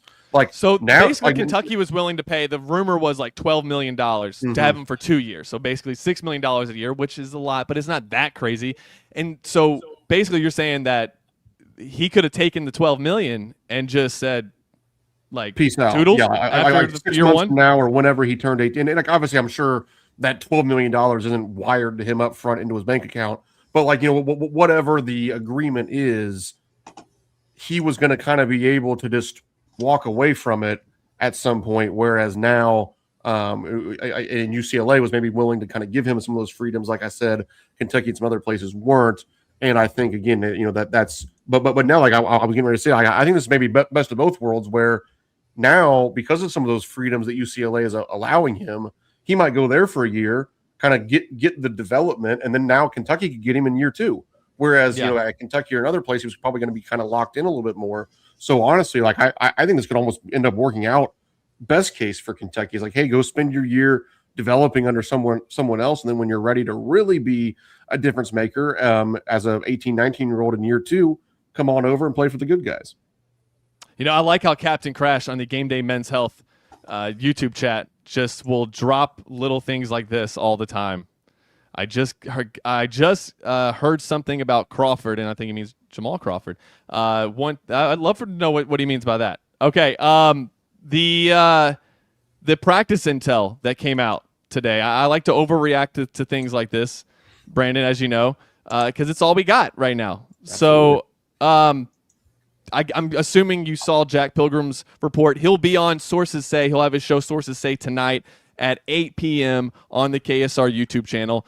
So if you're watching on YouTube right now on the KSR YouTube channel, it's right here. And Jack Pilgrim will go through everything he's heard from practice over the last few days. And did you get some slight PTSD reading the Trent Noah stuff? Just like, oh no, we're doing this again. Jack was very careful with how he worded it, saying we're not calling him the next Steph Curry like we did last year. But that he's basically maybe with Milan being there, that it's a more simplified role for him. And do you think maybe is Trent Noah gonna have a bounce back junior season? At this point, I'm not buying any of the Trent Noah stuff. Like, I think that he's just one of those examples, and it's true at every level of basketball. And it's not a shot at him necessarily, but like there are guys who can be serviceable, good practice players, and it doesn't translate to playing meaningful minutes in SEC basketball games. Like there isn't a higher level of college basketball than playing at Kentucky, playing in the SEC. Like Trent Noah can be a really good player. He can make open threes in practice. He can, shoot 90% on the gun. He can do all these things with, the Noah family shooting system and all these different things that look so great. But like it might just not translate. And I think that, we have 2 years of data right now, and Trent Noah is a 33.3% shooter in the college basketball games. That's not terrible, but it's certainly not, what we better be doing other things well. Right? Exactly. Like we were told he was the best shooter ever. That has been far from the case in the actual basketball game. So I'm not worried about the Trent Noah stuff. What I do like, I like continuing to hear really good things about Justin McBride, because I think he can be a real X factor for this team. And it does seem like that he is playing at a pretty high level. I think some of that it's starting to be consistent enough that I'm starting to believe it. And then the other part of that is Mason Williams. Yeah, the backup point guards, both of them, and Jerome Morton. He got a shout out at the last media availability. There's been good things about Jerome Morton. I think we all you kind of know what you're getting with him. If Mason Williams can push him for those real backup point guard minutes, or, trust me, the last fan base is going to be mad about having additional point guard depth is the Kentucky basketball fan base. So even if Mason Williams doesn't really factor into the equation, if he's just good enough that he could, if need be, that's awesome. And it's starting to sound like that he could be that level of player. So I think, continuing to getting some good news out of Mason Williams and Justin McBride, I think that was from this edition of Jack Pilgrim Insider Notes, those were probably my two biggest, certainly positive takeaways. I am starting to believe that Mason Williams is actually going to play significant minutes for Kentucky. Now, when I say significant, I mean, maybe I should say more significant than we originally thought. I don't think he's going to play 20 minutes a game or anything. By the way, Norway leads the Ivory Coast 1-0. So there you go. There's your World Cup update. Go Norway. Yeah. So that's where. Did I have my hat backwards the whole time? You did. I didn't even realize I did that. Okay. You're all right. it. The hat is turned around. We're serious. We're buttoned up. We're ready to go. Mitch Barnhart's final day. So I did like that from reading this practice report and from talking to players last week, that they have all said like Jerome Morton is like they're basically, I'll just simplify it, they're impressed with him. And so the backup point guard position has really not existed the last 2 years. I mean, once Kerr went down early, you didn't have a backup point guard all of the Pope's first season. Of course, last season, you didn't even really have one. Denzel Aberdeen kind of just got thrust into that role. But now you got like 4 good ball handlers. I assume Wilkins will still be the technical like backup point guard, like your option 2. But having 2 guys you can rely on coming off the bench, I'm starting to believe Mason Williams is going to play a pretty big role for Kentucky this year. Do you think it's possible?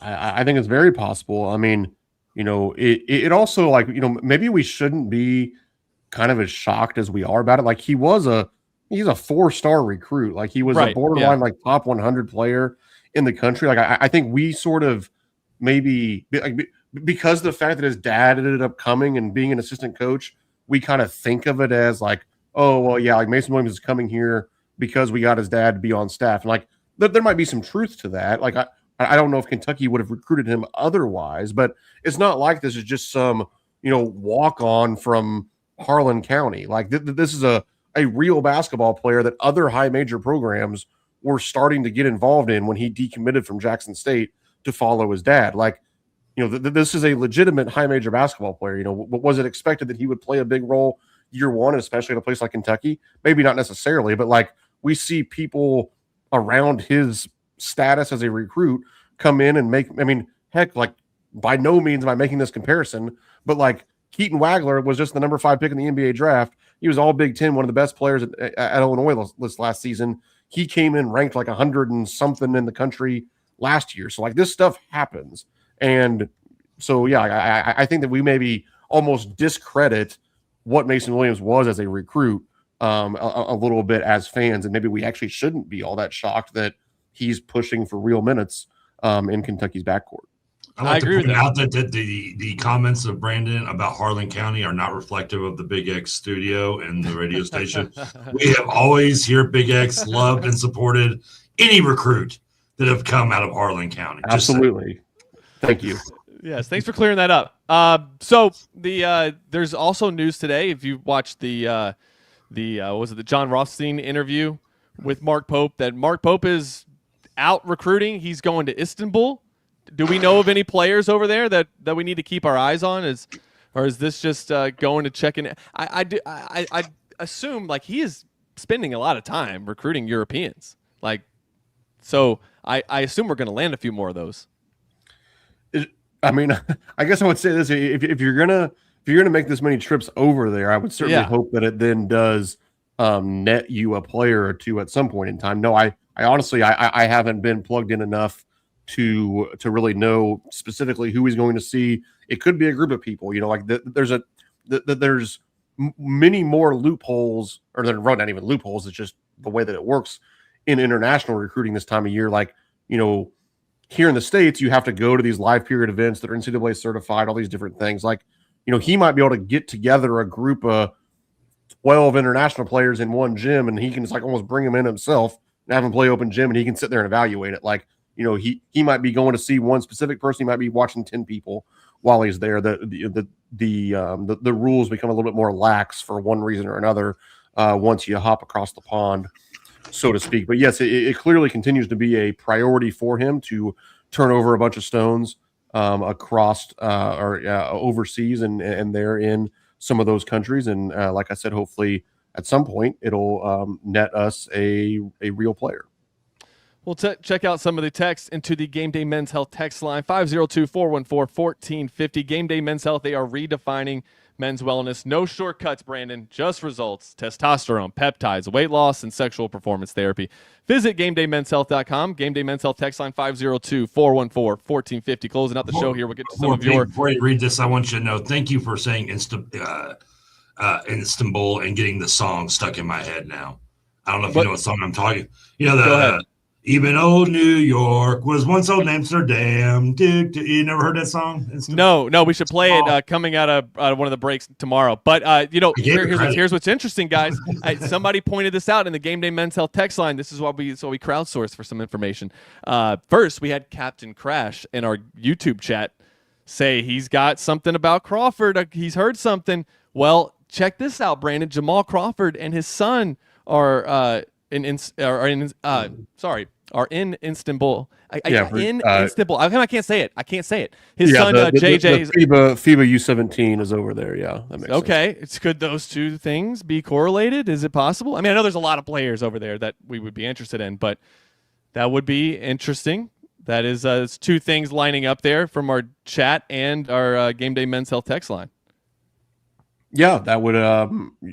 Now that I think about it, now that thanks to the commenters there, that makes sense with the FIBA U17 World Cup going on. Not only is JJ Crawford, Jamal Crawford's son, on that team, but several other UK targets as well. So this trip he might actually not even be watching as many international players as he is the USA U17 team competing internationally. We have heard a lot about Jamal Crawford and throughout this summer. I mean, what would bringing Jamal Crawford in do for Mark Pope's program? I think it just kind of continues to, fair or unfair, it kind of continues to change the public perception a little bit of Kentucky. I totally agree. Where we made a major step in that direction with hiring Mo Williams, and I think that hiring Jamal Crawford would just be another step towards that of kind of becoming the younger, cooler Kentucky, as opposed to maybe some of the awkward dance moves or awkward comments of Coach Pope at times that maybe made some people cringe, and maybe wasn't always relating to the high school recruits as perfectly as you would hope the Kentucky coach would. I think if you hire a couple guys with a bunch of credibility among or across 14 to 18-year-olds that have watched Mo Williams and Jamal Crawford play in the NBA or have been around them in AAU circles or know their sons and different things like that, I think that it helps people become more comfortable walking in the door and probably more comfortable at the closing room table as well than Kentucky was previously. And as Holly says, the cool school. You become the cool it's school. always good to be. It's always good to be the cool school. Like Kentucky was the cool school for a while at the beginning of the Coach Calipari era with John Wall and all those guys. Like we were the rock stars for a 4 to 5 year stretch, and then that started to wane. And then you hire Coach Pope, and he has a lot of strengths, but I don't think being the cool guy is necessarily one of them. Right. And he would say that too. But I think then you have to go hire some people like Coach Williams, like Coach Crawford, to help make up for some of that and kind of let them carry the cool man torch, because there's nothing less cool. And you and I both know this, Stephen, as probably two not super smooth cool guys. There's nothing Speak less for yourself, cool, but okay. There's nothing less cool than a not cool guy trying to be cool. Right. And Yes. I let the cool guys be cool, because they don't have to try to be cool. And I think when you're kind of the awkward guy and you sometimes kind of try to lean into it, but it's also kind of you trying to be cool, that can just become even more awkward. And I think that's maybe the place we lived in for a couple of years. And now maybe we're making some strides to get out of that. That's exactly right. That is why you don't hear me ever on the show doing the Nick Roush roll call, because that's not me. That's not me. That's not my personality. And I agree. But it's true. I mean, if you had Mo Williams and Jamal Crawford on the coaching staff, you kind of do turn into the cool school again, right? I mean, and then imagine if you could hire Nick Roush. Like then we would you could get those three on the sidelines. Man, we would definitely need to be sponsored by a hair regrowth company, I think, if we had that coaching staff. Coach Ty messaged into the Game Day Men's Health text line. He said getting Crawford just ups your swag again, and you get more. You get Jamal. You get two respected men. Or you got Mo. You get Jamal. You get two respected men that can attract these young men that can relate to them. I go back to the fact that these men are relatable, and that it helps Mark Pope in that regard. Yeah, I think that's the big part of it. Yeah, you just continue to hire guys that help you on the recruiting trail, and I think that can help continue some of those positive recruiting momentum that Coach Pope has. Obviously, beginning with landing Milan Momcilovic, then getting the early 2027 commitment from Ryan Hampton. I think you just solidify the next piece of that by getting somebody on the staff like Coach Crawford. Totally agree with that. Again, there will be a Sources Say tonight on the KSR YouTube channel, 8 p.m. Tune in to hear what Jack Pilgrim has to say, and with the practice intel that he's got, you're definitely going to want to hear that. And tomorrow we will have trivia, Trevor. We're going to do trivia a day early because we can't do it on Thursday because I may not be here. Hopefully the wildfires in Colorado will allow us to head out there. Brandon, I just continue to have the worst travel luck. It's unbelievable. Trying to go to Colorado and can't because there's a wildfire right now that's 83,000 acres big at this point. Maybe you need to head east one time instead of west. It Probably. seems like your trips out west are not going great. That is there might be something to that. So we will have trivia tomorrow with Corey Price. Jacob Polachek is still on vacation. I think he's coming back this week, so we'll have him on the show next week. And then again, guys, if you're watching for the first time on KSR's YouTube channel, Monday through Friday, Kentucky Roll Call is on the air from 12 to 2 p.m. with different guests most days. We will not have a show on Friday, so Coach Ty will not be here. But typically, we bring on several guests throughout the week, including today, KSR Takeover Tuesday, with Brandon Ramsey joining us every week. So, Brandon, I appreciate you again this week. We'll talk to you next Tuesday, and maybe we'll have some. We'll have some news. I'm sure Costa Rica would already made a decision by then, so that'll be good. We can get that one done and move on and maybe finalize this roster. Do you think that we'll add one more player just to get to the 15? Yeah, I keep saying, like, I think, if, I was kind of surprised that Costa Rica became a real possibility. But in the absence of him, I think it'll be a walk-on type guy. Like, it might even be open tryouts, get, the next Zach Tao type of thing. But I'd be surprised if it's a meaningful piece at this point. It might be somebody we've never heard of. Who knows? Who knows? That's what I'm hoping for. We get to learn new players. Love it. All right, Brandon, appreciate you. Appreciate everyone. Nick Roush, Adam Luckett, TJ Walker, and Patrick Murphy mentioned in the Game Day Men's Health text line. Good to hear TJ back on the airwaves. Maybe he'll join us more often here on Tuesdays. Appreciate you guys for listening. We will be back tomorrow with Corey Price in studio for trivia. This has been Kentucky Roll Call on Big X Sports Radio. We'll see you tomorrow.